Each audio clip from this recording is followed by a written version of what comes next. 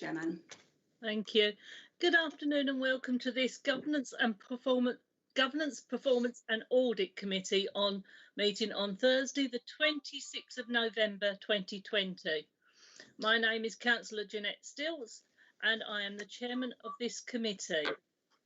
This meeting is held under new regulations which come into effect on the 4th of August in response to the COVID-19 situation, and there are just a few housekeeping issues to run through. First of all, could I ask everyone present in this meeting to ensure your microphone remains muted and your video feed is off when not addressing the committee. This will reduce background noise and avoid any unintentional disturbances. This meeting is being hosted remotely, streamed live and recorded. And by being present in the meeting, you are giving your consent to being recorded. Members and officers, during each item, please use the chat function of the meeting to indicate you wish to speak. I will then invite you at the appropriate time. Members are reminded that apart from indicating you wish to speak or that you have to leave the meeting, the chat function should not be used for questions or any other purposes. Please do not use the raised hand function as this is not available on all members' devices. When speaking and referring to the agenda papers, please ensure you reference a page or a paragraph number. And lastly, if the member needs to leave the meeting at any point, please do make this known and use the chat function to signify that you need to leave the meeting. Now may I ask officers taking part in the meeting to introduce themselves, starting with Mr. Dobson. Good afternoon, Chairman. Good afternoon, members. Paul Dodson, Director of Strategy, Performance and Governance. Thank you. Mr. Leslie. Good afternoon. Chris Leslie, Director of Resources. Thank you. Mr. Holmes. Good afternoon, Chairman. Richard Holmes, Director of Service Delivery. Thank you. Thank you. Mr. Andrews. Good afternoon, Chairman. Stephen Andrews, Section 106 Officer. Thank you. Mr. Butcher. Good afternoon, Chairman. Stephen Butcher, Commercial Manager. Thank you. Miss Donnelly, sorry. Miss Donnelly? Sorry. Emma Donnelly, Internal Audit Manager. Thank you. Mr. Geller. Good afternoon, Chairman. Good afternoon, members. Damien Geller, Lead Specialist Community. Thank you. Miss Hughes, sorry. Good afternoon, Cheryl Hughes, Programmes Performance and Governance Manager. Mr. Rubins. Good afternoon, Greg Rubins, BDO, Internal Audit Partner. Thank you. Miss Sanji Limoto. Good afternoon, Azaria Sangalimutu, External Audit Senior Manager. Thank you. Mr. Wisdom. Good afternoon, Chair. Craig Wisdom, External Audit Partner from Deloitte. Thank you. Mr. Wilson. Good afternoon, Chair. Matt Wilson, Countryside and Coast Manager. Thank you. Berna. Good afternoon, members. Berna Casey, Clerk to this afternoon's committee. Thank you, Chairman. Thank you. Are there any other officers present that wish to make themselves known?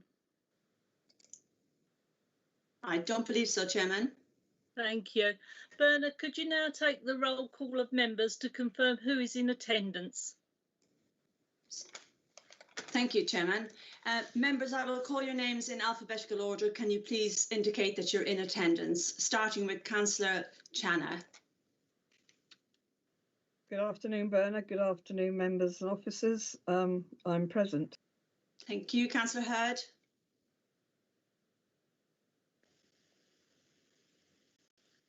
Good afternoon, Chairman, members and officers. I'm present. Thank you. Councillor Helm. Present, Berna. Thank you. Councillor Hall. Present, Berna, and everybody. Thank you. Councillor Jarvis.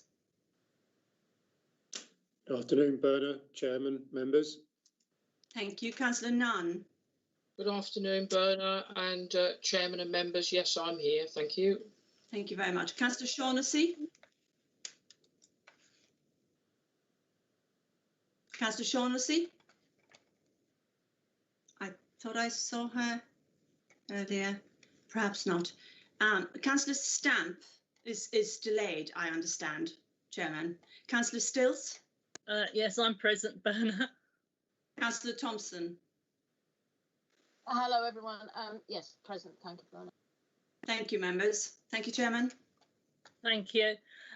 May I have apologies for absence, please, Berna? Yes, we've received apologies for absence from Councillor Keys, and Councillor Mrs Thompson is substituting for Councillor Keys this afternoon. And as I've just mentioned, Councillor Stamp will be joining us slightly later. Thank you, Chairman. Thank you, Berna. It is recommended that the minutes of the meeting held on the 20th. Apologies, Chairman. I should ask members in attendance to introduce themselves now. Apologies for that. Thank you. Have we any members in attendance, please? I'm in attendance. Nick Skeens, Count. Thank you, Councillor Skeens. Anybody else? Thank you. Yes, I'm in attendance. It'll only be for about 45 minutes. Thank you. Councillor Durham, lovely. And I believe Councillor Mays. And Councillor Morris, is that correct? Councillor Morris in attendance. Thank you very much. Thank you, Chairman. Thank you. Councillor Morris, can you turn your video off, please? Thank you. It is recommended that the minutes of the meeting held on the 24th of September 2020, found on pages 5 to 14, are approved as a true and accurate record. I so move. If you wish to second that motion, please turn on your video, unmute your microphone and state your name now.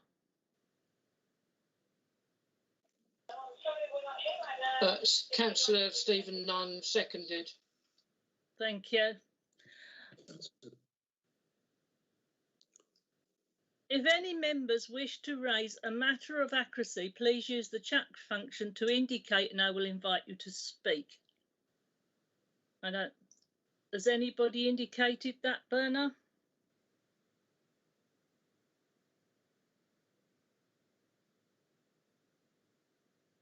Apologies, no, Chairman. Thank you. Nobody's indicated.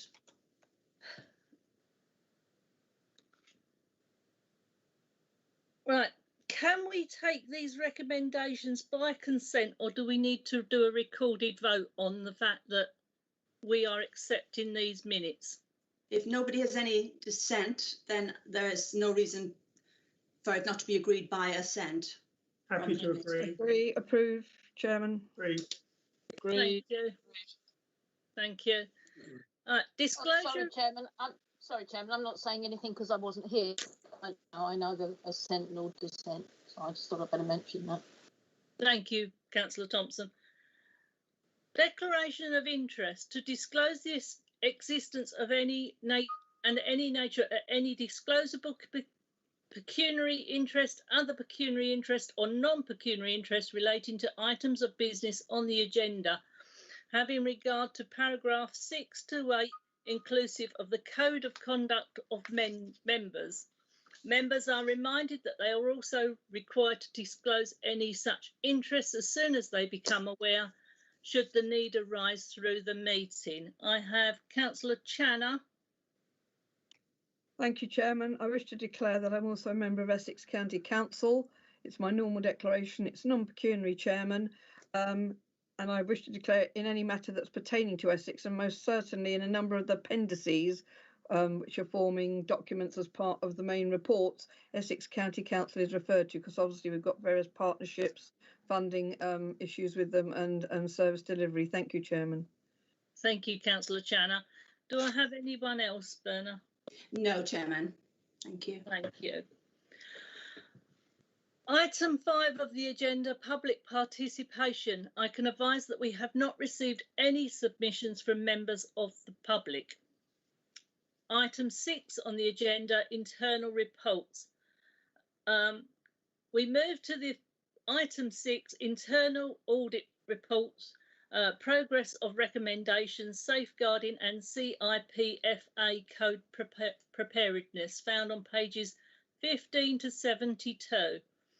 In a moment, I will call on the officers to present this item. Members, a reminder that if you wish to speak on this item, please make this known using your chat function within this meeting. I will then come to you in turn. Please keep your points clear and succinct. Members, the first two reports will be presented by Mr. Rubins and the second two by Miss Donnelly. So, Mr. Rubins, can I hand over to you? Yes, thank you. So I'm going to speak to page 19 of your papers, which is on the progress report. And just to pull out key items there, we have two reports we're presenting to you today, which Miss Donnelly will present in a moment. Both are reasonably positive, but obviously Miss Donnelly will take you through the details. We have another report on workforce planning, which is now finalised and will be presented to the next meeting, and several other audits underway. So although we're a little bit behind due to COVID-19, we've got all the work planned in for the rest of the financial year and still expecting to complete the work under normal timeframes. There's other work going on as well. It is mentioned on page 19. We've started doing work on the fraud risk assessment, carrying out training for officers and putting training material on the council's intranet. So I know members were interested in that previous report that we did that said, you know, there were a number of gaps in the council's arrangements, particularly around training. So it's to give some assurance that those gaps are being filled now. It also mentions about some work we're doing on the new leases standard, IFRS 16, to provide training and support to officers. That work's been put slightly on hold because it's possible that standard may be delayed by a year. That's possibly something the external auditors may know more about than me, but it is likely that will be put back, in which case we will use those days that time for something else. But obviously we're waiting for a decision to be made on that. The next paper I was going to talk to is the follow-up of recommendations, and a short paper, and you'll see that we're very pleased with progress. Nearly all the recommendations that were due for implementation have been. The only one that's outstanding relates to the finalisation of your climate strategy, which should happen next month. So once that has happened, we'll be able to sign that one off. So I was going to pause for questions, not for questions, can I just say, on safeguarding or the CIPFA code, because Miss Donnelly will speak to that in a moment. But if there's any questions on the general progress or on the follow-up of recommendations, then very welcome to take those now. Now, Councillor Channer, you had your, you indicated you wish to speak. Is that to ask Mr. Rubins a question, or do you want to ask a question later? Thank you, Chairman. Actually, it will be a bit late, and Ms Donnelly, I think, is going to be covering the area I'm probably wanting to ask questions on. Thank you. Does any member have any questions for Mr. Rubin? It doesn't look like there's any questions for you. Lucky me. Thank you. Do you want to move on to Miss Donnelly to give the reports now? Yes, thank you, Chair. Okay, I'll start with the safeguarding report, and that's on page 35. So the safeguarding report is a moderate assurance level report. We find that overall there were good controls in place. We noted that the council has appointed a new safeguarding lead at the start of this year, and the role of the safeguarding lead was defined in the council's safeguarding policy. Roles and responsibilities around safeguarding were appropriately defined for all the leads within the council and for members. We also find that there were appropriate policies and procedures in place, appropriate training is undertaken, and appropriate pre-employment checks, including DBS checks, are being undertaken on new joiners. However, we find that there could be some improvements in controls around contractors and volunteers working with the council, and also around documentation of elements of the safeguarding cases. We've got an action plan from management, and management's obviously working to implement a new case management software for documenting and keeping a clear trail of safeguarding activity. Sorry, I'm just getting all the notification. The council obviously are also working to ensure all documentation pertaining to safeguarding cases will be moved onto a secure network. Finally, regarding checks on contractors and volunteers, the council is working to compile a list of contractors that are used regularly and also volunteers that are used regularly, and to ensure that there are appropriate pre-employment checks and pre-engagement checks being undertaken, and that those checks are strengthened.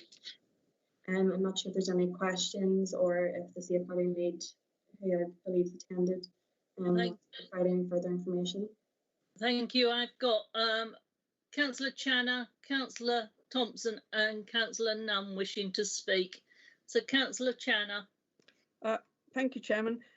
Yes, thank you for that sort of summary of things. I have to say I was a little bit concerned regarding the safeguarding report in terms of the issues that have been picked up. And I hope I've got this right. I think it was, I think it was page 38. I'm not sure if it was the appendices or not, but there was bullet point 7, and it was about safeguarding allegations and the stats surrounding that, and it covers officers and everything. But it made reference specifically to say there was no allegations against councillors, but that bullet point was silent on officers. So I thought, why did it just highlight councillors? No allegations made against them, when it then led me to think there perhaps been allegations against officers. So I'm interested in that point.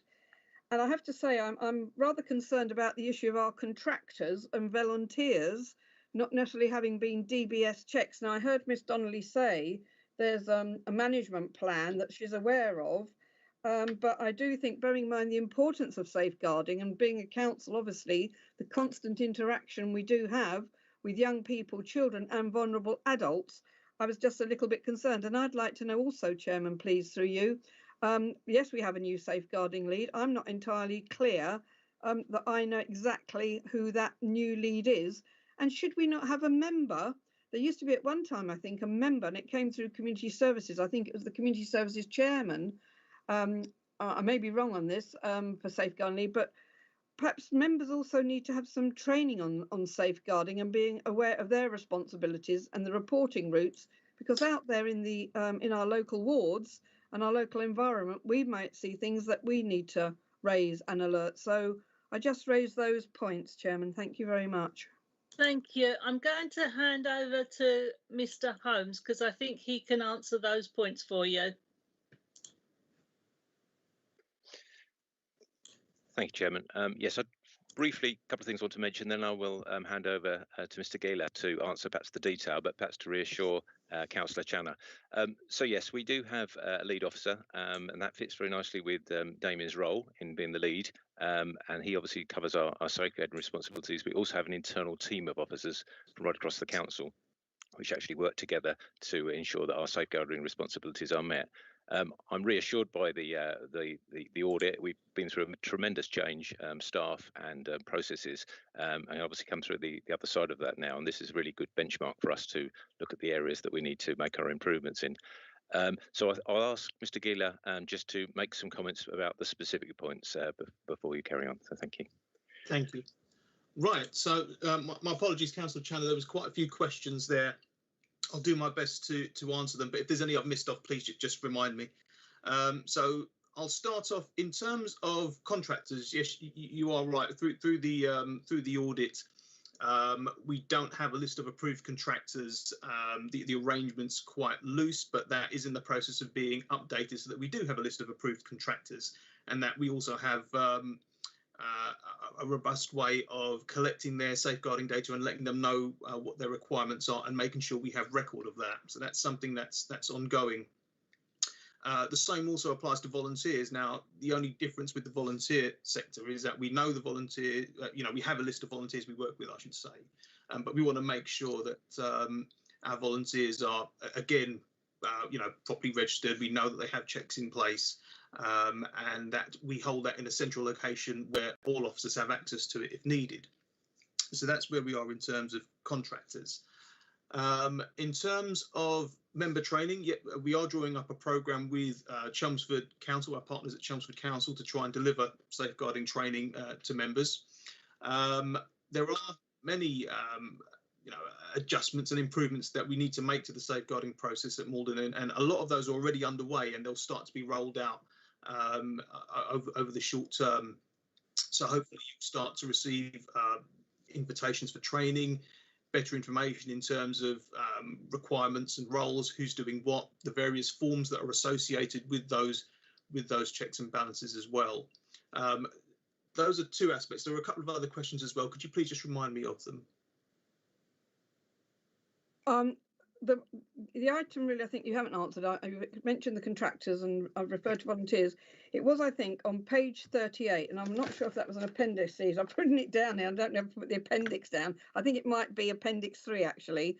And I referred to bullet point 7 about safeguarding allegations, and it was saying about, you know, there's obviously running their paragraph, and then it was saying that the safeguarding allegations, there's obviously reports done on officers, members, etc. And it said that there's no allegations in terms of members. So that led me to think, well, why isn't there any reference to officers in that paragraph? Because obviously, if you're saying no allegations about members, then it led me to think, were there allegations about officers? So really, were there any allegations that were related to officers reported, whether internally or externally? I mean, do we have an internal mechanism, which any good organisation should have under whistleblowing or whatever, or safeguarding? But that wasn't quite clear. It was just a clear statement. In fact, it was a sentence saying no allegations regarding members or received regarding members. So I thought, why isn't there a statement regarding officers within that same bullet point? I can reassure you that there is a safeguarding measure and a whistleblowing measure in relation to staff and members, that is in place. In terms of the audit scope, what the auditor took into account, I can't 100% say that officer reviewed any cases involving officers, but obviously he's noted that he hasn't seen anything in relation to members. If you do want me to find that specific on it, though, I can. Well, yes, that would be helpful, but there's a clear statement there, but also obviously with officers. So, you know, it might be helpful if we're making one statement about one element of the authority. It might be useful to know the whole makeup for the authority in terms of allegations. Thank you. No problems. Thank you.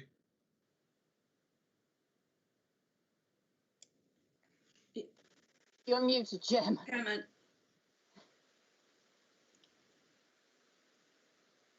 Sorry, Councillor Thompson, you had a question. Yes, thank you, Chairman. Through you, I'm not sure who I'm asking, but I'll just ask it generally, and I'm sure you can allocate that to an officer.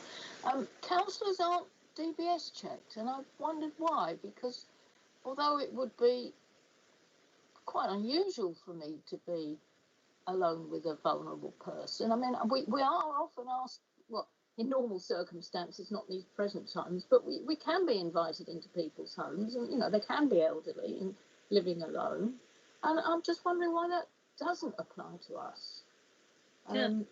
It was raised with me on a doorstep once. I mean, then I was a candidate. I was there as a candidate, not as a councillor, so that raises a whole other bunch of questions. But yeah, why aren't we checked? Because, you know, we do meet people within the ward sometimes. Thank you.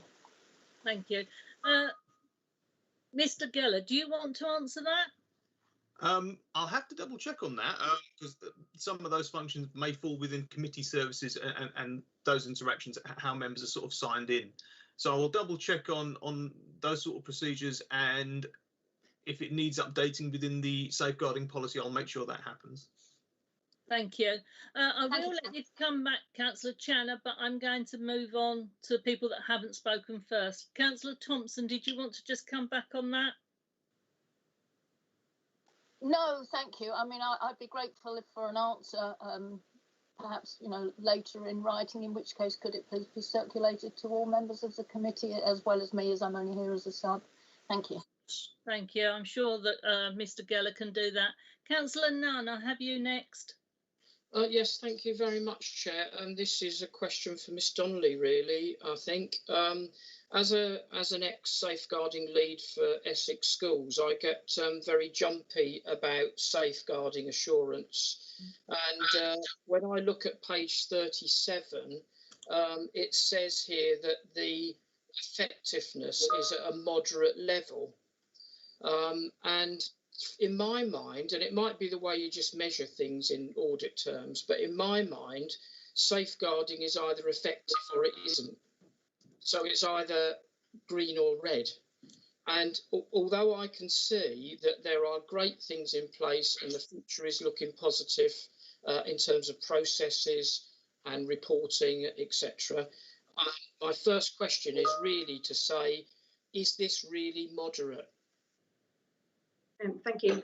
Well, I guess I would have to defer to obviously the appendix in the back of our report, which outlines how we, I guess, provide assurance levels and what that means. Obviously, safeguarding is a serious area, and whenever we allocate our assurance levels and the ratings of our findings, we do take that into consideration. So obviously, for example, there's a high finding, not because we find a lot wrong, but because obviously the context of safeguarding, obviously it's a higher risk area.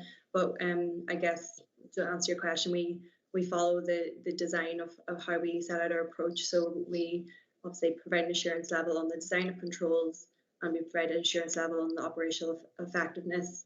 And obviously, because we have found both good practice and areas where controls can be strengthened, and then we've come to, I guess, a conclusion of moderate across both, but obviously with improvements required, and obviously because there's an action plan in place, we're content with the moderate assurance.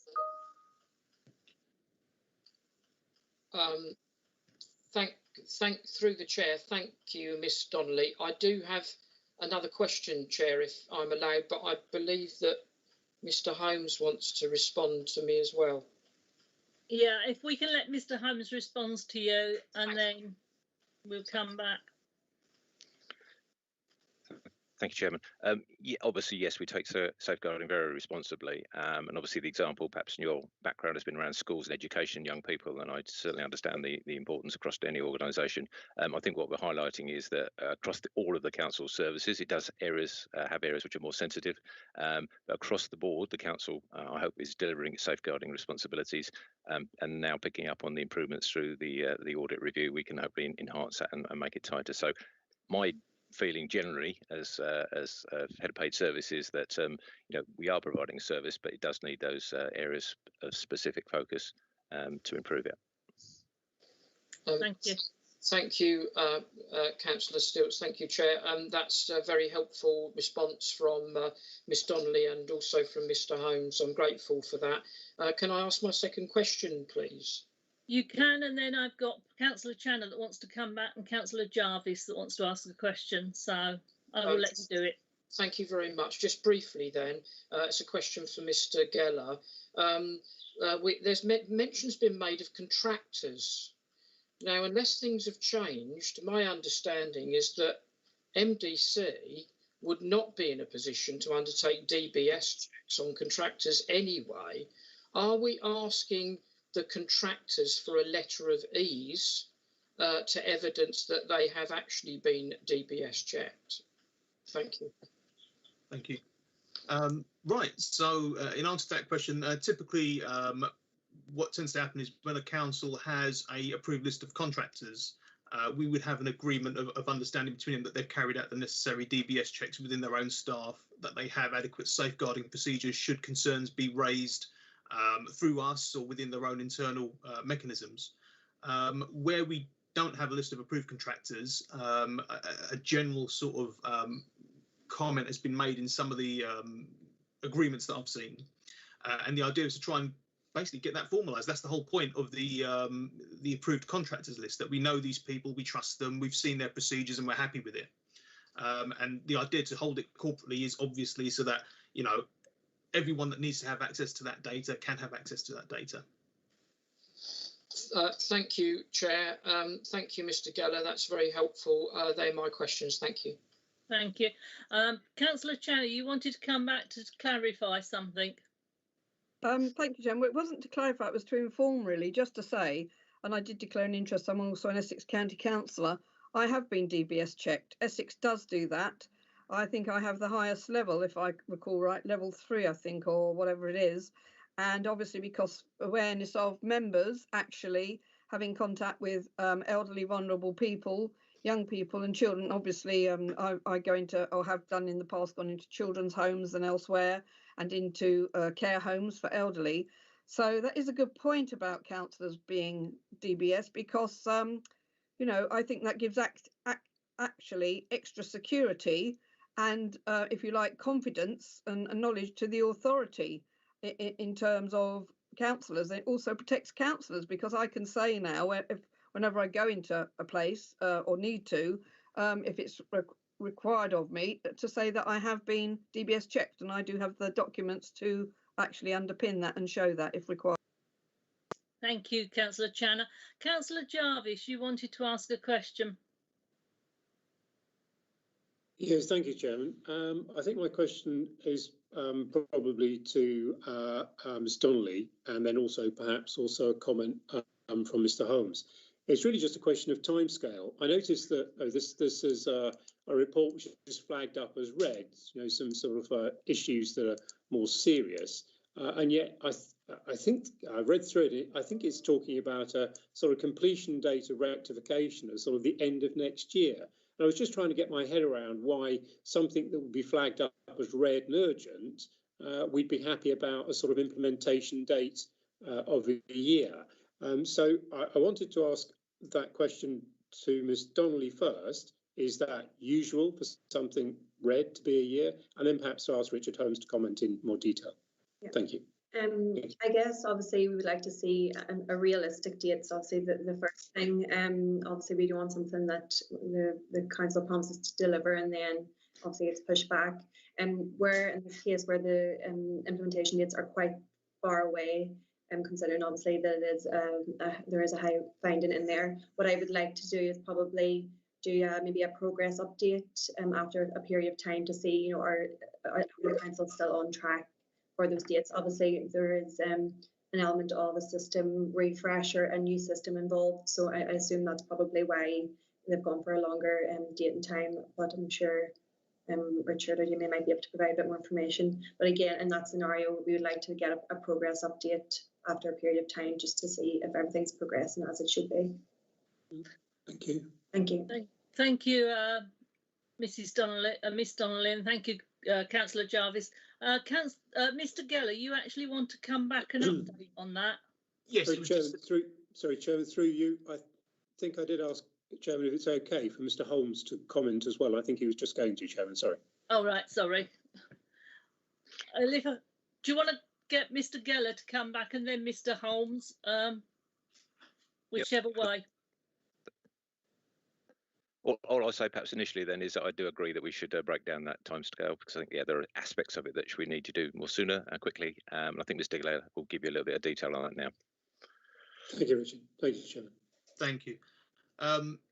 Yes, Councillor Jarvis, just to try and answer that question, the intention is to basically implement the system as soon as possible, and the reason for the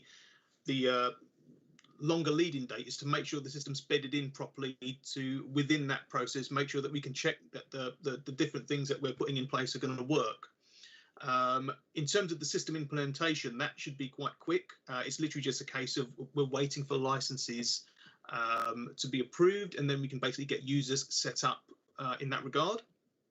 We can then start to build the system out in terms of what we need it to do. So we already have the system, we just need the licenses to bring in extra users, and then we just need to adapt the system slightly so that it can take what we need it to do.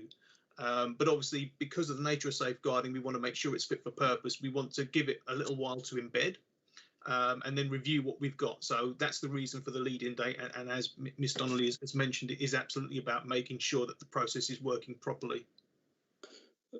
Chairman, just three. Thank you, Damien. Thank you, Mr. Holmes. I think, as Mr. Holmes has said, Chairman, I think in this particular case, what we really should have coming back to committee is a more detailed breakdown of a timetable, so that we can see that the key vulnerable points are actually being addressed much earlier than the year end. Thank you, Chairman.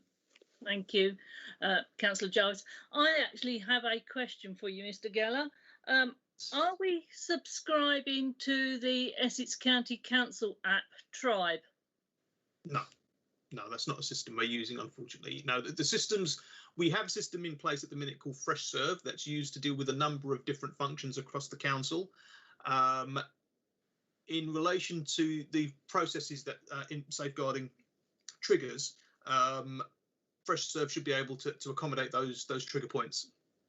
It's a system that's already up and running and embedded within Malden, so the idea that we can basically just get it to do what we need to do for safeguarding should be quite a quick win. But no, we don't use Tribe. Also, I do know that, for example, the Community Safety Department in Chelmsford, they actually use Microsoft Dynamics, and if we were to implement a system, that was a system that would probably be the closest one, because we already have links in with the community safety team there. Thank you. And can you assure me that FreshServe will be secure enough for this information? Yes, I can assure you of that. Thank you. Is there any other questions for Miss Donnelly, Mr. Holmes or Mr. Geller? There's no indication in the chat feed, Chairman. Thank you. Miss Donnelly, have you got anything else you want to go on to? I'll move on to the Financial Management Code report on page 55. Okay, so this is a substantial report looking at the council's compliance with the new SIPA Financial Management Code before the first year of required compliance, which begins next year, 21-22. We found overall the council was prepared for the new code, however, and we just noted one finding where they can strengthen links between the individual service strategies and then the council's overall corporate plan and the themes within the corporate plan. But obviously we note in the management response that this is already in progress as a plan and the strategies are up for review currently. Thank you. Is there any questions on this for Miss Donnelly? No. No, Chairman. Thank you. If there's no more questions, and do you have anything else to add, Miss Donnelly or Mr. Rubins? Nothing for me. No, thank you. Okay, thank you. If there's nothing else, then we'll move on to the recommendations set out in the report. So the recommendations are as follows: that the committee considers, comments and approves the internal audit progress report November 2020 at Apex 1, and follow up the recommendation report November 2020 at Apex 2, and 3, safeguarding audit November 2020 at Apex 3, and 4, the CIPFA code preparedness at November 2020 Apex 4. If any member wishes to second that motion, please turn on your video, unmute your microphone and state your name now. Councillor Nunn, seconded. Thank you. Do I have anyone else to speak? No. Can we take these recommendations by consent, or do you need to have a recorded vote on them? Happy with consent, Chairman. Great. Thank you. So, thank you. Agreed. So that's agreed, Berna. Agenda item. Sorry. Thank you, Chairman. Thank you. Agenda item 7, external audit report. We move to agenda item 7, the external audit report, found on pages 73 to 78. In a moment, I will call on the officer to present this item. Members, a reminder that if you wish to speak on the item, please make this known by using the chat function within this meeting, and I will come to you in turn. Please keep your points clear and succinct. Mr. Wisdom, please present the report. Thank you, Chairman. The report as included in the pack was the one that was presented to the previous meeting, and it's there for information. I don't intend to go through the whole report again, Chairman. What I do want to say, though, is that following that report, we have now satisfactorily concluded the work that was listed as outstanding in that report. And there are no additional items that I would like to bring to the attention of the committee in respect of the completion of that work. I can confirm that following completion of the work, and as outlined in our September report, we will be issuing a clean opinion with an emphasis of matter in relation to the material uncertainty around asset valuation. So just a reminder that that is an unmodified and an unqualified opinion. So as I say, a clean opinion. We are also issuing a clean conclusion on the value for money arrangements that are in place. And I suppose the final thing I would like to say, Chair, is that we will present a summary of all the work as we're required to do in a summary annual audit letter, which will come to the next audit committee. But we are ready to sign the accounts following your approval today. Thank you. Councillor Channer, you have a question. Thank you very much, Chairman. Yes, really, it's mostly relating to Appendix 1, but it is the issue of the significant risk. And I know Mr. Wisdom has just made reference to that about the valuations. However, it has been highlighted in the report I've read as significant risk because for 2 years running in a row, the valuations, there's been material errors. That's what I've read. And then on page 16 of Appendix 1, it does again highlight that, and we've got the red dot and we've got the various orange dots and things, but it does say within the text that management have asked me to revisit the engagement letter. I'm just wondering, could you expand a little bit, please? And bearing in mind, the misstatement appears to what I can see have 1.4 million came into the equation at one point. I'd just be grateful for a bit of expansion on that, please, because I think this is quite well, obviously it's been highlighted as a significant risk, so it is very, very important. Thank you. So I'll possibly Councillor Leslie will not Councillor, sorry, Officer Leslie even will I've elevated him there. Will comment as well. But from an audit perspective, you're absolutely right, Councillor Channer, that we did identify it as a significant risk. We did identify that there were errors made by the valuer. And as a result of that, we had to do additional work. I do know that the officers have been back to the valuers to pick that up with them, and perhaps Officer Leslie can comment on that further on where they've got to. But from my perspective, I've made some recommendations to officers, and they have accepted those recommendations and appear to be moving forward on those recommendations. And I will pick up the follow-up through the course of our next audit. Thank you, Mr. Wisdom. Mr. Leslie, do you want to come back on that? Yeah, happy to pick up on that now. Chairman's also going to mention it in the next item, but I have to pick up on it now. So yes, we've come across obviously some recommendations that the external audit has made. Fully support and embrace those recommendations. They're quite right. And we put in place a plan after discussions with the external auditors and external valuers to look at how we can improve the process going forward. And part of that is bringing forward a timetable for the valuations to ensure there is sufficient time for checking to take place. And we have engaged with the valuers a meeting and set out a timetable and expectations. We've already provided the valuers with the information for the valuations this year. They already have that, and they are already carrying out the valuations for this year. So we've already put that in place, and we've moved forward that timetable, so we have much more time for checking quality assurance and making sure that all the information is there and that we're talking with the valuers. So that's very much underway for this year. Thank you, Mr. Leslie. Councillor Channer, are you quite happy with that? Yes, I am, Chairman. Thank you very much. I thank Mr. Wisdom and Mr. Leslie for that expansion of, the detail I sought. Thank you. Thank you. Is there any other questions for Mr. Leslie or Mr. Wisdom? No, not at the moment, Chairman. Thank you. So the recommendation then is set out as in the report as follows. So the recommendation is that the report of the external auditor at Apex 1 is noted. Any member wishing to second that, please turn on your video, unmute your microphone and state your name now. Hello, Chairman, me again. Councillor Nunn, I'll second that, thank you. Thank you. Is everybody happy to accept that on consent? Agreed. Lovely, thank you. Agreed. Agreed.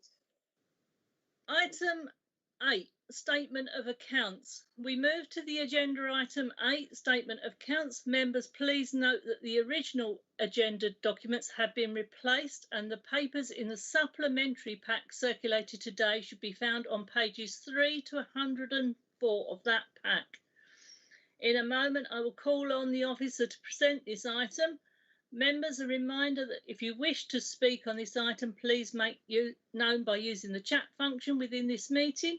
Then I will come to you in turn. Please keep your points clear and succinct. Mr. Leslie, would you like to present your report? Yes, thank you. As already has been mentioned, a supplementary item has been issued for this in relation to what Mr. Wisdom has already spoken about, and that we now are in a position to approve the accounts. Just to run through the key changes since the original agenda pack was issued to members. Obviously, the recommendation has now changed to approve the statement of accounts in light of what Mr. Wisdom has already mentioned.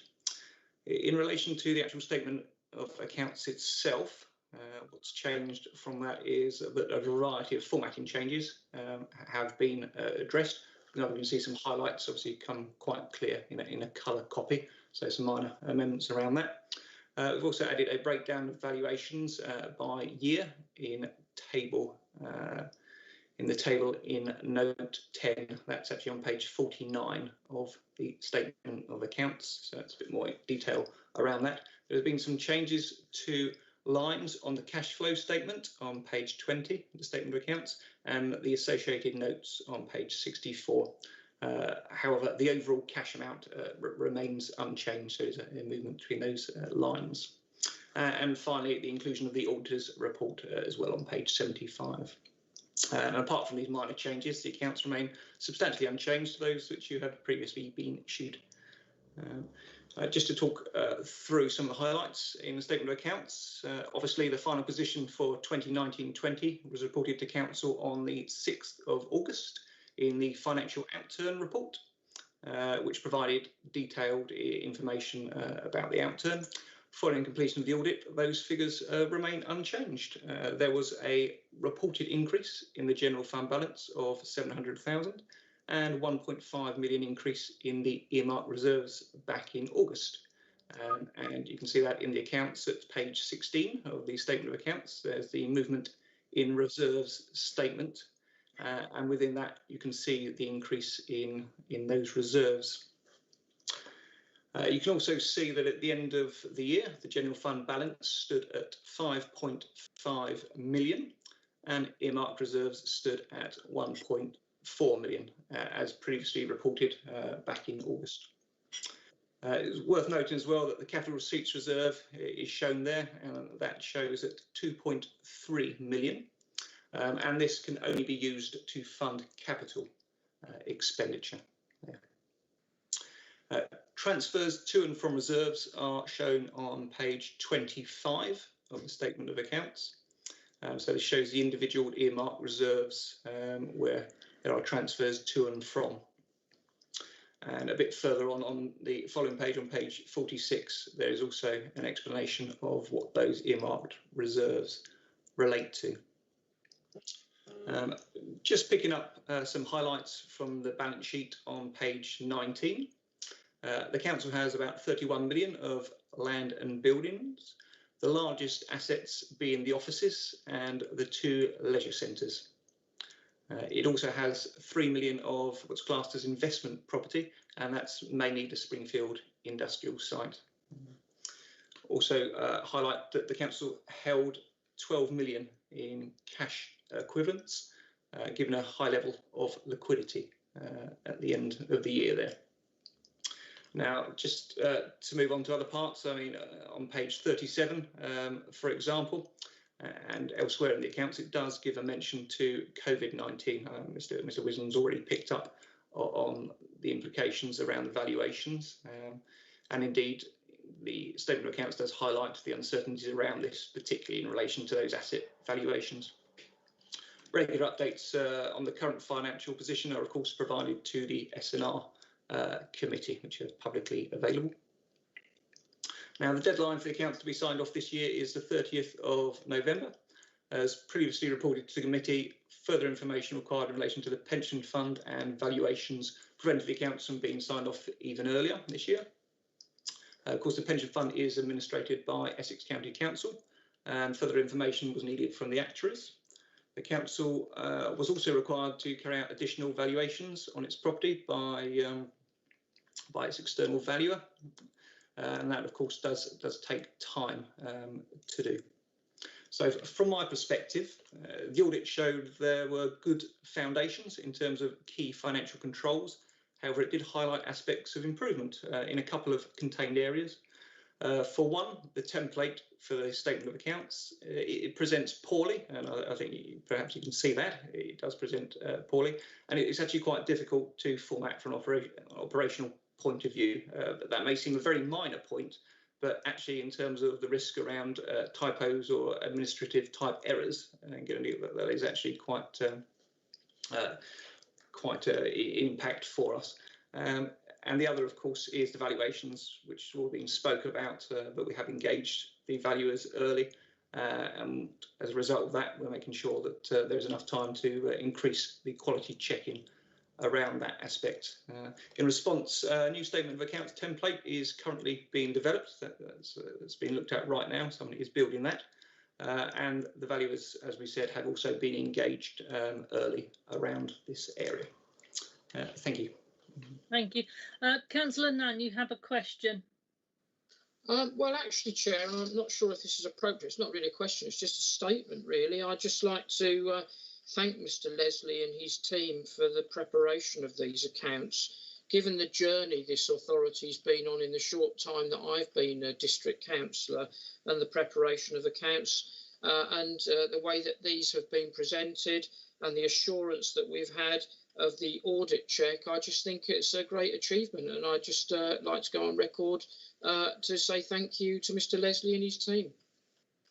Thank you, Councillor Nunn. I'm sure Mr. Leslie is very appreciative of that. Are there any other questions for Mr. Leslie?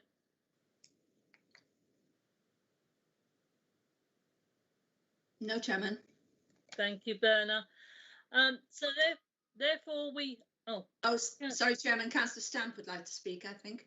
Yeah, thank you. Thank you, Chairman. Just to apologise for attending late, but I'd also like to echo what Councillor Nunn's just said. There's a lot of hard work gone into this, and I think Mr. Leslie and his team need to be commended. Thank you, and I do apologise for being late, but I did let you know the reason for it. Thank you, Chair. Thank you, Councillor Stamp. So therefore we move to the recommendations, which are set out in the report as follows. The recommendations: 1, that the statement of accounts for 2019-20, including the annual governance statement at Appendix 1, be approved, and 2, that the letter of representation at Appendix 2 be approved. If any member wishes to second that motion, please turn on your video, unmute your microphone and state your name now. Chairman, Councillor Jarvis, I'm very happy to second that motion. Thank you, Councillor Jarvis. Are members happy to accept that on consent? Agreed. Agreed. Thank you.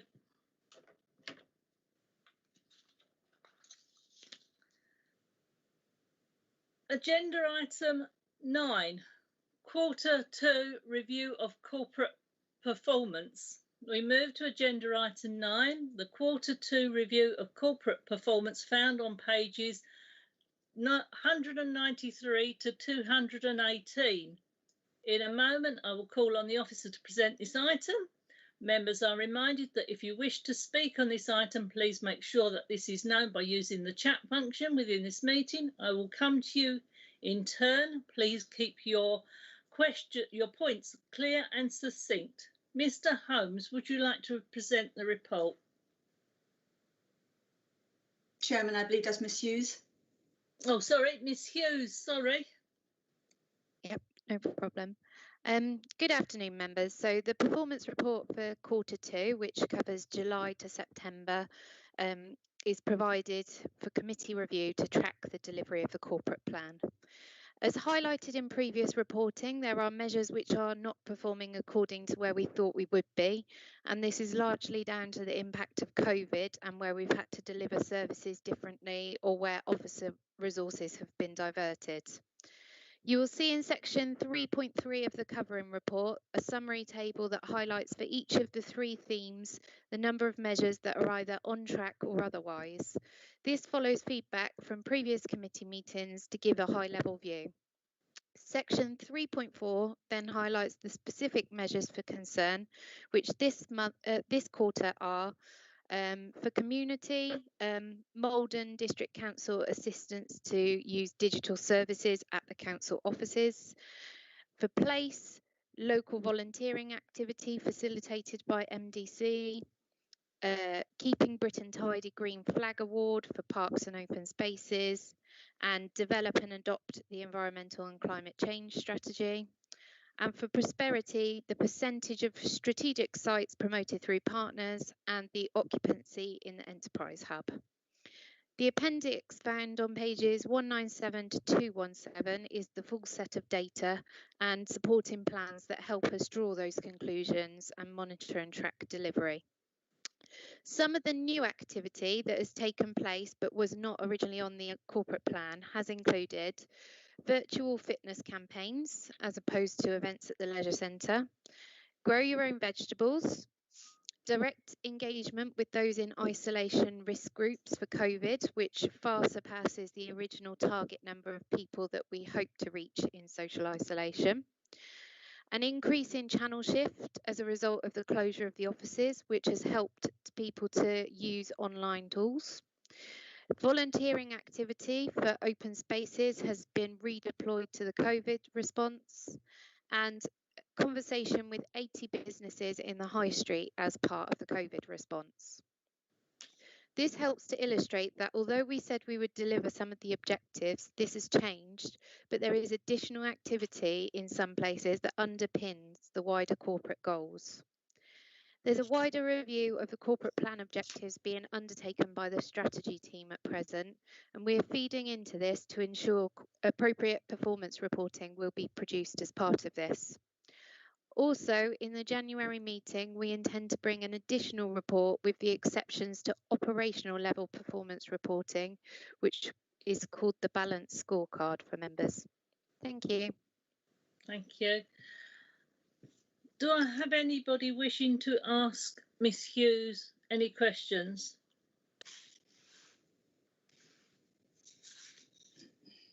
Not at the moment, Chairman. Thank you.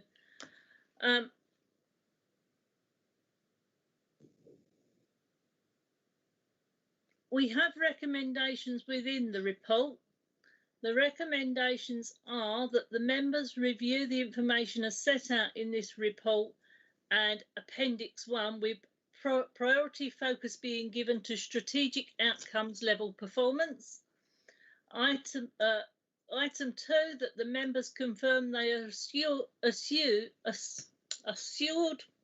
that through this review that corporate performance is being managed effectively. Any member wishing to second those motions, please turn on your video, unmute your microphone and state your name now.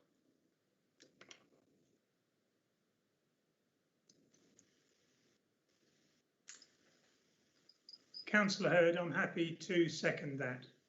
Thank you. Are members happy to take that by consent? Agreed. Agreed. Very happy, Chairman. Thank you. Agreed. Item 10 on your agenda is the corporate risk We move to item 10, which is the quarterly review of corporate risk found on pages 219 to 226. In a moment, I'll call on the officer to present this item. Members are reminded that if you wish to speak on the item, please make this known by using the chat function within this meeting. I will then come to you. Please keep your questions clear and succinct. Miss Hughes, would you like to present this report? Yes, thank you. So good afternoon, members again. The report deals with Q2 risk reporting. So this is covering July to September 2020. In summary, for changes since Q1, which are shown in 3.2.1 of the covering report, just to take you through. So there's one risk that's seen a decrease in score, which is R26, failure to deliver channel shift. Because as a result of current online operations and customer shift as part of the COVID response, we're currently seeing around 90% of all our contact online. There's one risk that's seen an increase in score. This is R25, which was failure to deliver transformation program finances. This is because commercial income targets are unlikely to be met due to the impact of the pandemic. There are 3 risks that have been recommended for closure, which are R12, R24 and R26. R12 is around a committee structure which is not cost effective. The structure for committees has been in place since October 2009. The Corporate Governance Working Group have reviewed any recommended changes and those have now been considered by Council. So that's why this one's recommended for closure. R24 is around loss of key skills and knowledge and a failure to embrace new ways of working. Staff have now been working in an agile and digital way and managing service delivery remotely even since March 2020. R26 is around failure to deliver channel shift, and as I mentioned before, a significant majority of contact is being driven online. In-person and phone contact is still available for those who need it most, but we're seeing high volumes of contact online.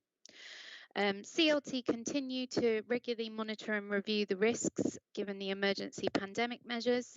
And at an operational level, we now have the additional level of the balanced scorecard that I mentioned before, which helps us to monitor risks even once they're removed from this corporate register, which means that should the controls stop working, we can then escalate them back up. So as an example, the channel shift figures, although are recommended for closure, will be continued to monitor those in the balanced scorecard, and should channel shift change, we can obviously report that back up again. Thank you. Thank you, Miss Hughes. Councillor Channer, you have a question. Thank you, Chairman. Yes, I do. Just make sure I get it right. It's about risk R23, which is in the appendix, and it's page 223 or page 3, whichever way you look at it. And that's relating to obviously process, financial issues, and it mentions about a shortage in the team of 1 person, but it does state that once that's been recruited to, I read it to understand the risk may be reduced. Just like to understand where we are in that process then regarding getting that vacancy filled that appears to result in this slightly higher rating for that risk. Thank you. Miss Hughes, do you want to come back or do you want to hand that to Mr. Holmes? That's actually probably one that might be better for Chris, Leslie. Mr. Leslie?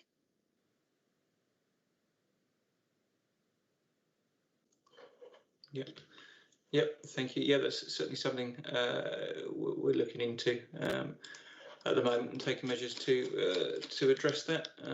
Happy to pick up on any sort of other specific points around that. Thank you. Well, yes. May I come back, Chairman? Yes, you may. Looking to address it, can you just advise then where we are with the measures we're doing to address it? Thanks, and what they are. Yeah. Yeah, sorry, I do apologise. I've had trouble with the connection in terms of that, so I didn't catch all the discussion. But sorry, perhaps Penny, Councillor Channer, would you mind just? Well, it was R23, which is reference to financial resources and process, and it referred to the fact that about stability, which is obviously very important, and it appears to be we have a vacant position, and it was stating that once perhaps we recruit to that, this is my words, perhaps now, then that would mean the risk could be reduced and obviously the stability would improve. So really I was seeking to know when we think that process might be done so that we do see a reduction in that risk rating, because obviously it's elevated due to that vacant position. No. And what vacant position is it exactly? Thanks very much. Yeah, no, that's helpful. Thank you. Apologies, I didn't catch it. Right. So in terms of the action we've taken to address that, obviously we've been out to recruit to that role, and we have been successful in doing so. So now that vacancy, subject to obviously references, etc., will be filled, which will reduce a major sort of reliance on temporary staff around that side. So hopefully, very shortly, we'll be able to clear that off, as actually that resource issue is no longer a problem. And actually, we do have the resources in place, but of course, we'll have to monitor that as we go forward in terms of fresh demands, etc., that are placed on via COVID or just normal business as usual. So that's the current actions that are in place. I believe we'll have that filled, fingers crossed, in sort of a month or so's time. Chairman, may I just come back on something? Yes, you may. If it says once that's position's got someone in it, then what rating, sort of what reduction wise, do we think that might go down by on the risk score? Might be an unfair question. yeah, that's right. Through yourself, Chair. I think we'll have to take a view once the resources are embedded and come back. I mean, potentially we could look to remove that altogether. It wouldn't necessarily be any higher than the risk of any other service resources. So there's a chance that actually we could remove it altogether. But I think we would need to, like Councillor Cheddar, would probably have to take a view later on once it's all embedded and we know where we are. Thank you. Thank you, Mr. Leslie. Sorry, apologies. Sorry. Thank you. Mr. Hurd, Councillor Hurd, you have a question. Thank you, Chairman. Well, again, not a question, but a statement. I really am reassured on this, and bearing in mind that this is our job to review this risk policy. And I'm very pleased to see that from Q1 to Q2, that there is only one that has been raised, and that's not our fault. That's the effect of COVID.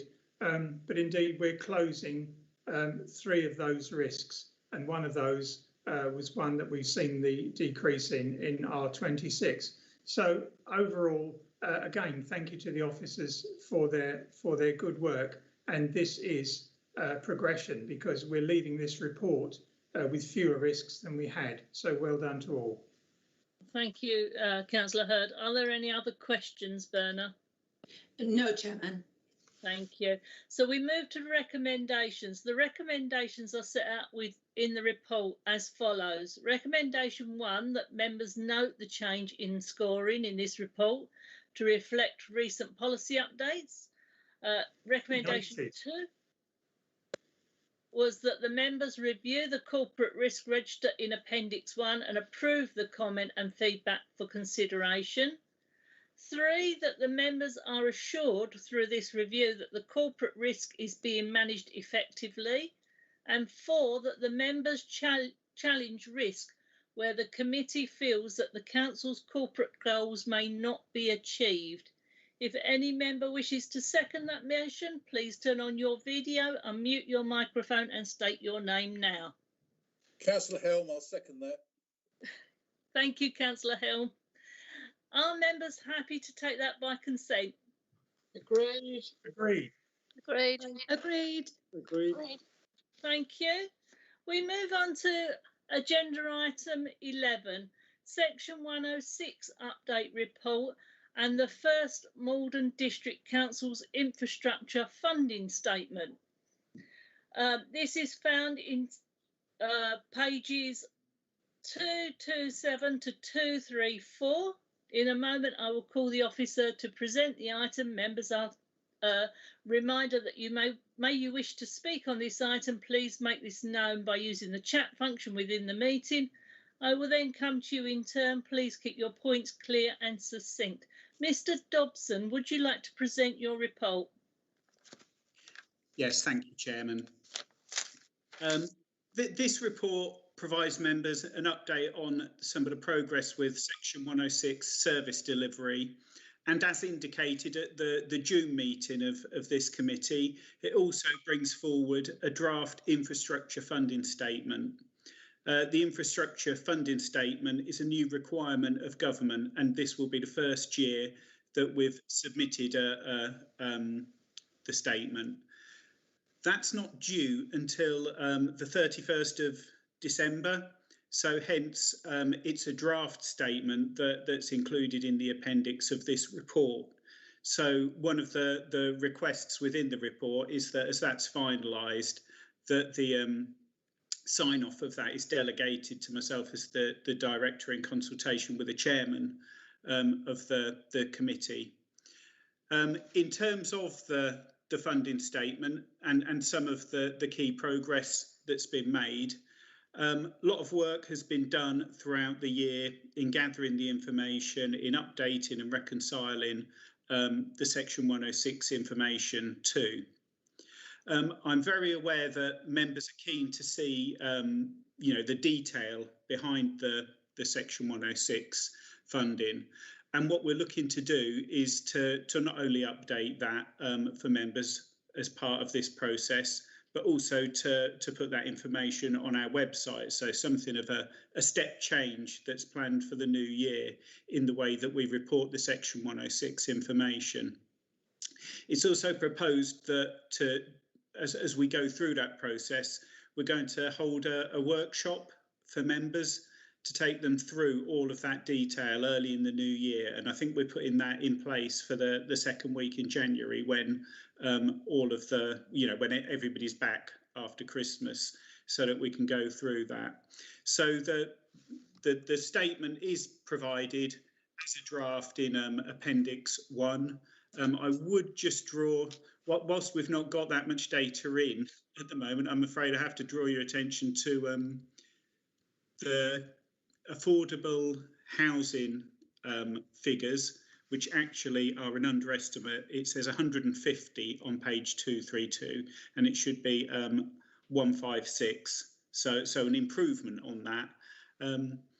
But both myself and the Section 106 officer, Stephen Andrews, are in attendance if there are any questions from members. Thank you. Thank you. I have a question from Councillor Channer. Thank you, Madam Chairman. Now, I hate to be a party pooper here, but I'm afraid I might be seen as that. I do have some concerns about recommendation little 2, and nothing, of course, against you, Chairman, or Mr. Dobson. But bearing in mind, this is a very, very important document in my book, because actually this document will actually maintain the Council's commitment to the IDP, the Infrastructure Delivery Plan. And as we know, that is a document which is actually was tested on examination alongside the LDP back in 2017. So I see this this document very much related to, if not in itself, a policy document. I know it gives the details on performance, but I do have some concerns. I think it's something all members do need to see at the appropriate stage to question it, because, as I say, I hope I've highlighted sufficiently the importance as to why. And I'm glad to hear there's going to be a workshop as well, but they're my main points of this. And also, I recognise this might be seen as performance, showing how the 106 is how applied or whatever. I've read the statement, but isn't this something also that strategy and resources needed to be aware of, bearing in mind fundamentally that they will be looking at, no doubt, the LDP and issues surrounding that, such as the IDP. And so this is a suite of documents in a way that actually are intrinsically linked with synergies and policy matters. So that's just my concern, Chairman. It's nothing to say that you're not perfectly capable, both of you, to sign it off, but I'm just wondering really if it should come back to committee to see the actual finite detail. Thank you, Councillor Channer. Mr Dobson, would you like to answer that? Yes, thank you, Chairman. We're more than happy to bring back a copy of the statement once completed, and for members to be able to scrutinise it in detail. It will be a matter of fact that the figures that go into it. It is, you know, it's a statement, so it is based on the money in, the money out, and yes, we'll be doing further reviews. We're looking at the infrastructure delivery plan currently at the moment as well. We'll take that detail as we go through the any policy changes related to the infrastructure delivery. We'll take that through strategy and resources, and obviously this statement is a supporting document to any of that information. But this response itself is a fairly high level statement of what has happened this year. So whilst we could bring that back to committee following its submission, so that, you know, it's transparent, it's published, and all members see that, it will be that a statement of what has happened this year. Are you happy with that, Councillor Channer? Yeah, I suppose so. Basically, yeah, I still have concerns, bearing in mind it's a very important underpinning document and linked, as I said earlier, intrinsically with synergies to do with the IDP and indeed the LDP. It's fundamental. Mr Andrews, you're lit up. You want to speak? Yes, through you, Chairman and Paul.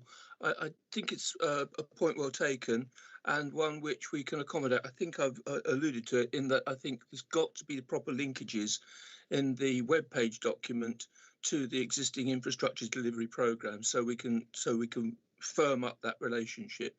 But because the infrastructure delivery programme review has been going through, we haven't had an opportunity yet to broach the future plans for infrastructure delivery, and we can really only rest on the one that we've got, that, as you quite rightly point out, Councillor Channer, was actually taken through inquiry process. Thank you, Mr Andrews. Can I come to Councillor Stamp? You have a question. Yes, I do. I actually agree with Councillor Channer. We've all been waiting for SIL and for all this infrastructure delivery statements to come forward.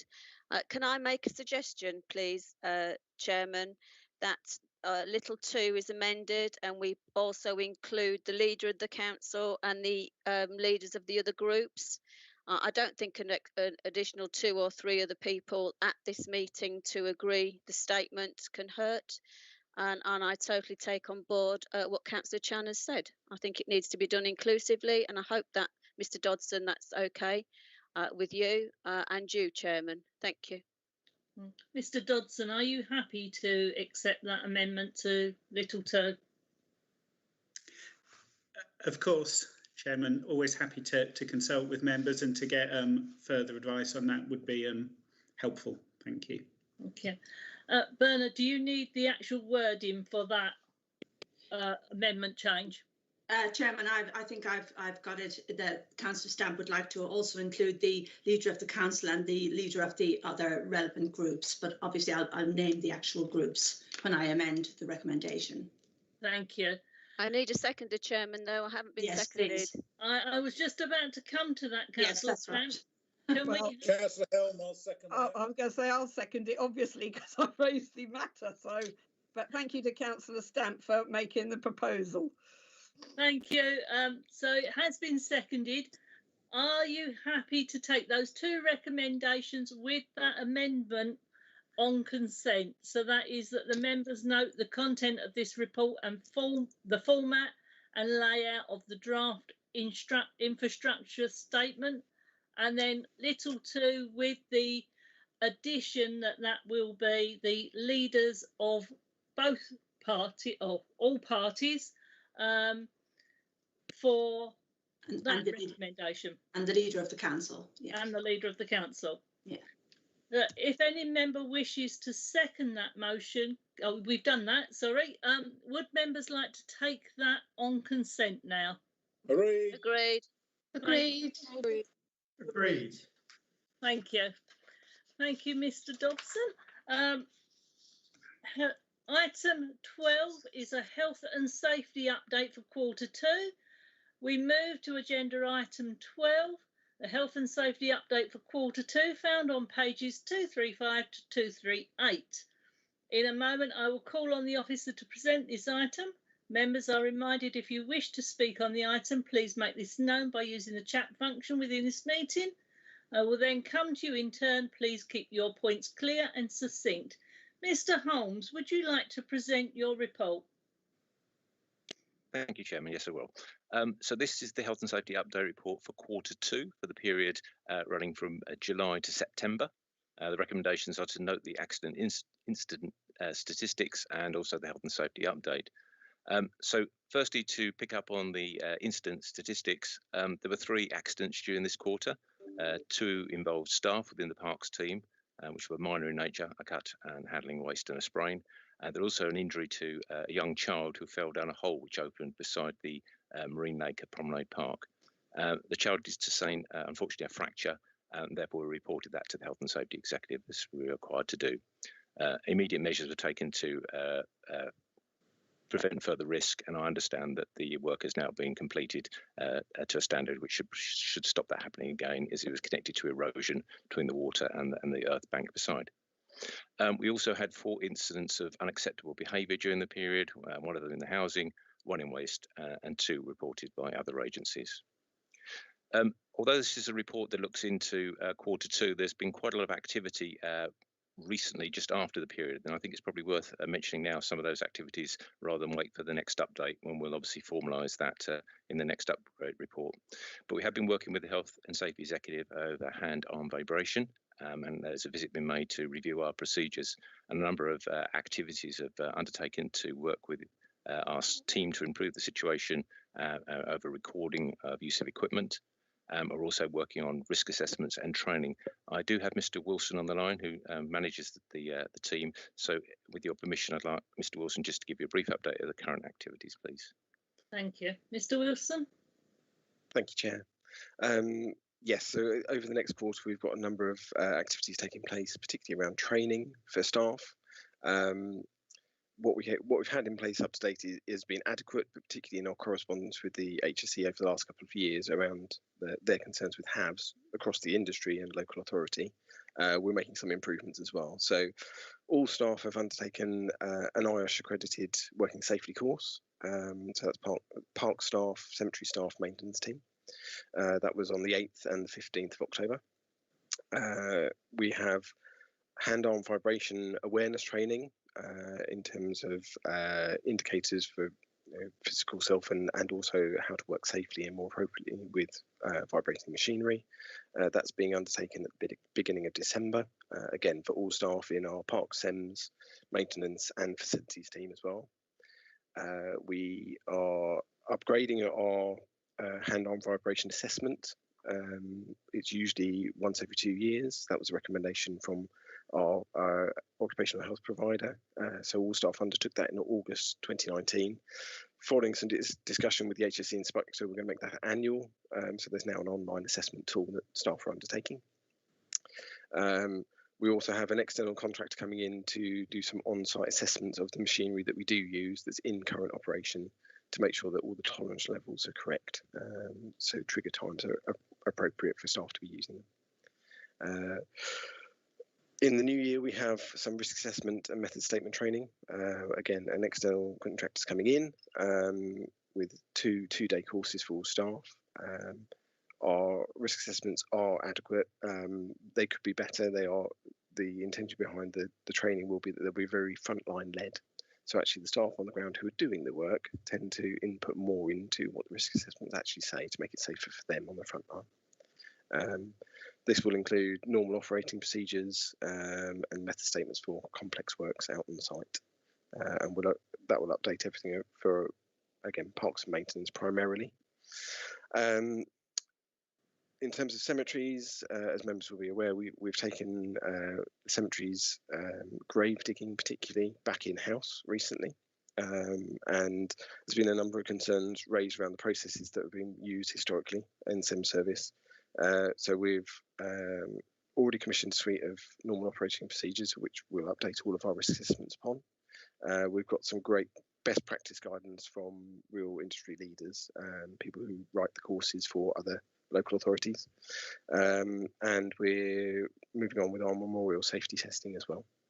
So we've just had training at the beginning of this week for staff involved in that process. Thank you. Councillor Hull, you have a question.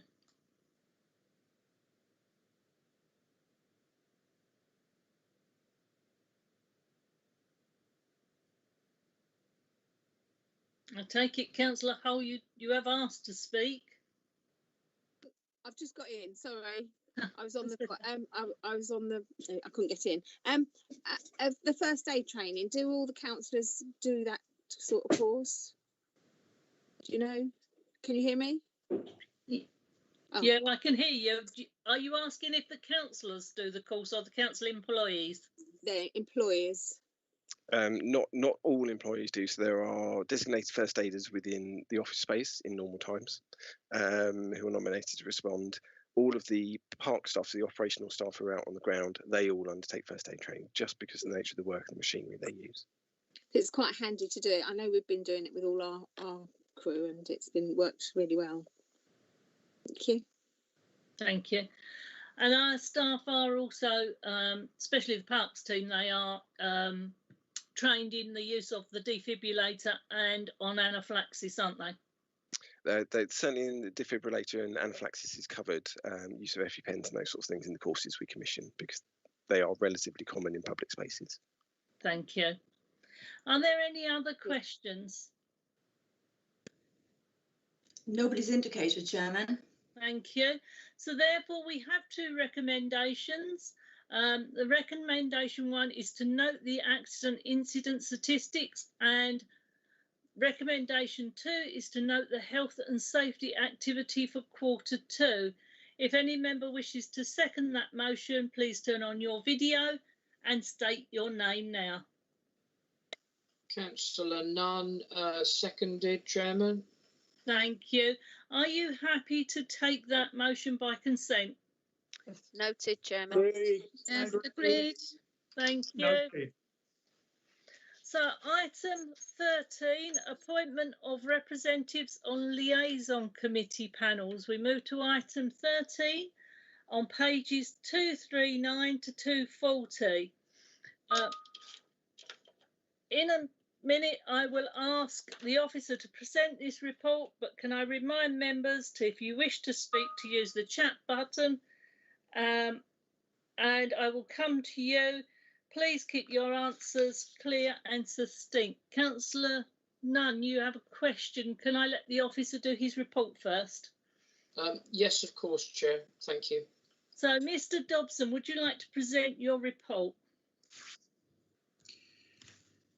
Yes, thank you, Chairman. This report follows the statutory meeting of Council at which the committees were reappointed. And following on from that, there's now a need for members to be appointed to outside bodies and liaison committees. This report outlines the bodies to be appointed to, the current representatives and the vacancies that are open to nomination. I would just like to point out that the Places for People Liaison Committee, which is listed here, is listed in error. That was actually appointed to by Strategy and Resources Committee, and those positions have been filled. So I apologise for that. That shouldn't have been on the list. Thank you, Chairman. Thank you. There is a recommendation that the committee appoints representatives to the body detailed in the report for the remainder of the municipal year to May 2021. If any member would like to second that motion, please turn on your video and unmute your microphone. Seconded, Chair. Thank you, Councillor Nunn. Councillor Nunn, will you stay there because you did want to speak? Well, yes, thank you, Chair. Only in so much as the first item, which is Malden CAB, I note that Councillor Bamford was a representative. Obviously, she's no longer a member of this council. And I would like to propose that Councillor Flo Shaughnessy replaces Councillor Bamford and joins Councillor Channer and Councillor Jarvis. Thank you very much, Chair. Seconded. Thank you. Councillor Channer, you wish to speak? Yes, thank you, Chairman. Actually, Chairman, can I propose really that instead of myself on the Citizens Advice Bureau, that actually that place will be taken by Councillor Keys. Councillor Keys is not here to say whether he agrees to that, but He does indeed. I can tell you he does. Thank you. Through the chair, I'm happy to give way on that and would be supportive of Councillor Keys as well as Councillor Jarvis and Councillor Shaughnessy. Thank you. Thank you. If there's nothing else, then we'll move on to the second one, which is the Malden District Museum Liaison Committee. There was Councillor Bamford and Councillor Durham on that, but Councillor Durham is no longer on this committee and Councillor Bamford has left, so I need 2 members for this group. Councillor Channer. Oh, thank you. You haven't even got it on the. I haven't managed to do it, and you've picked it up. Marvellous. Obviously, if you know, we can have 2 members, then I would. I was going to propose Councillors Keys and Hull to be on that group, Chairman. Thank you. If Councillor Hull, are you happy for that? Yes, I'm happy to do it. Thank you. If there's no one else, then yes, that will be great. The other. Thank you, Chairman. Thank you. The other 2 committees are the Parish Clerks Forum, which is myself, the chair of PG&A, and the other one is the River Crouch Coastal Community Team, which I notice is the chairman and vice chairman of Performance Governance and Strategy and Resources. So if everybody is happy with that, are you happy to take those recommendations on consent? Agreed. Thank you. Agreed. Item 14 on the agenda is any other items of business that the chairman of the committee decides are urgent. There are none, so therefore I will close this meeting at 15:31. So I will thank all the officers for all the hard work you have put into making these reports, and I thank all the councillors for attending this, and thank you, Berna, for taking the minutes. Well done, Thanks, Jeanette. Good job. Thank you, Chairman. Difficult circumstances. Thank you.